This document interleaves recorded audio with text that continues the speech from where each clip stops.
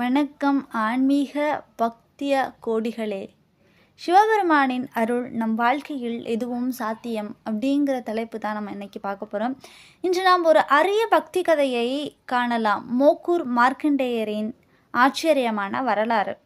மோக்கூர் என்ற ஊரில் வாழ்ந்த மார்க்கண்டேயர் சிவபெருமானின் அடியார் ஆவார். அவருடைய வாழ்க்கை முழுவதும் தேவார பாடல்களை பாடி சிவனுக்கே அர்ப்பணித்திருந்தார். தினமும் கோவிலுக்கு சென்று 3 வேளையும் சிவபெருமானை புகழ்ந்து பாடுவதே இவரது ஒரு குறிக்கோளாக இருந்தது.